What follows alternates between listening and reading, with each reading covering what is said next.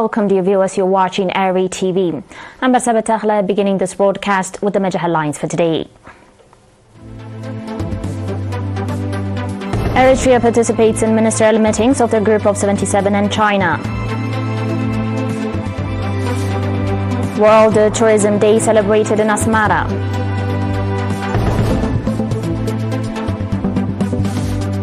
China holds military drills in South China Sea.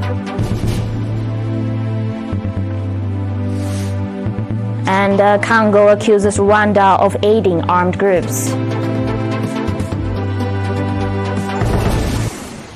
On your domestic reports, on the sidelines of the 79th UN General Assembly, Eritrean delegation led by Mr. Osman Saleh, Minister of Foreign Affairs, participated in the 6th meeting of the Group of Friends in Defense of the Charter of the United Nations, as well as the 48th annual meeting of the Ministers of Foreign Affairs of the Group of 77 and China. During the 6th meeting of the Group of Friends in Defense of the Charter of the United Nations, Minister Osman Saleh emphasized the importance of the group's commitment to upholding the principles of the UN Charter, especially in the face of the numerous challenges the world currently confronts. At the 48th annual meeting of the Ministers of Foreign Affairs of the Group of 77 and China, Minister Osman Saleh highlighted Eritrea's dedication to building a prosperous and sustainable nation. He outlined Eritrea's clear vision, developmental policies, and the tangible programs already in place to foster comprehensive national growth. Minister Osman further noted that Eritrea's national development efforts focus on mobilizing domestic resources, strengthening partnership, and aligning national objectives with both regional and global development agendas. Additionally, the Eritrean delegation attended a high-level meeting on antimicrobial resistance, as well as high-level side event on strengthening small and medium enterprises for a climate-resilient tomorrow, organized by the Permanent Mission of Italy.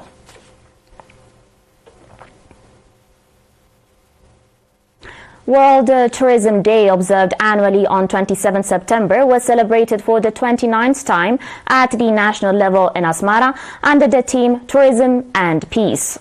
The event was attended by Ms. Askalu Orios, Minister of Tourism, and Mr. Zarit Tawalde Berhan, Managing Director of the Central Region.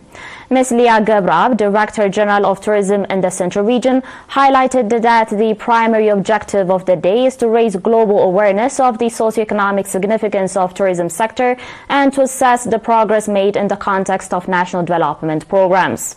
Mr. Salamun Girmay, Chairman of the Tourism Service Provision Institutions Association, urged members of the association to go beyond their daily responsibilities and contribute actively to the national development and nation-building efforts. The celebration included cultural and artistic performances as well as general knowledge competitions. World Tourism Day has been observed globally for the 49th time.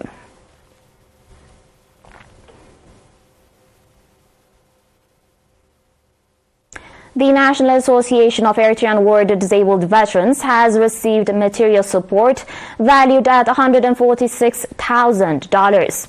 The contribution includes $120,000 NAFA donated by Mr. Amanil Obai, a resident of Canada, and an additional $26,000 provided by an individual who wished to remain anonymous.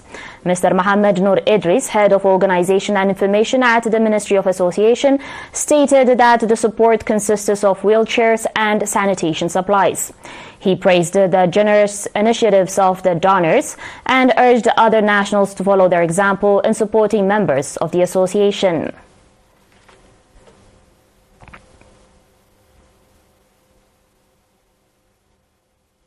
On your last local report, due to ongoing awareness-raising efforts by health professionals, the percentage of pregnant women delivering at health facilities in the Galab subzone has reached 80%. This is according to Nurse Kubron Obai, head of the Galab Health Station. Nurse Kubron also reported that prenatal care has achieved 100% coverage.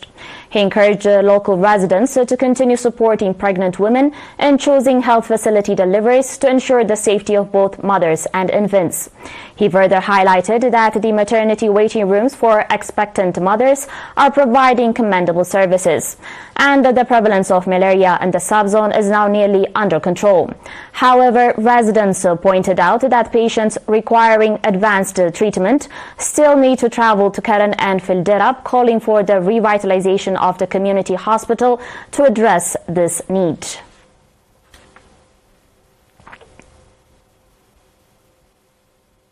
The viewers will be back shortly with their international reports and more, so please stay tuned.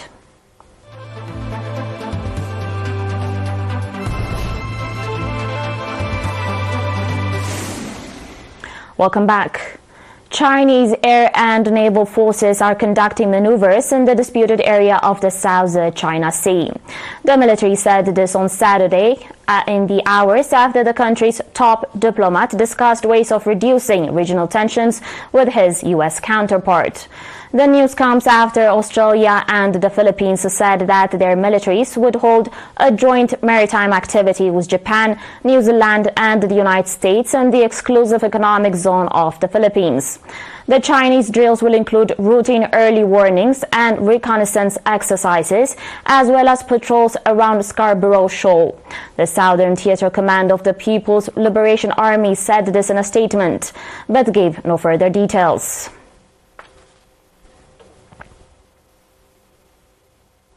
On today's final report, the East African Court of Justice has started proceedings on a case filed by the Democratic Republic of Congo against Rwanda, accusing it of violating its sovereignty and sending troops to support rebel groups in the country's eastern region. Eastern Congo has witnessed years of instability, as more than 120 armed groups have fought for power, land and valuable mineral resources. The most powerful group is the M23, which the Congolese government, alongside the United States and France, has accused Rwanda of sponsoring. Kigali has denied these allegations. The proceedings came a day after the Congolese President Felix Tshisekedi called for sanctions against Rwanda at the UN General Assembly for its alleged support for M23.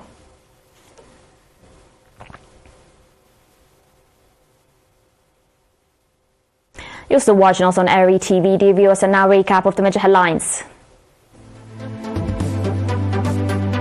Eritrea participates in ministerial meetings of the Group of 77 and China. World Tourism Day celebrated in Asmara.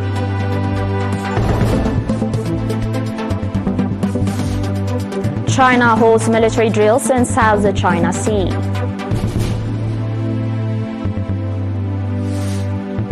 And Congo accuses Rwanda of aiding armed groups.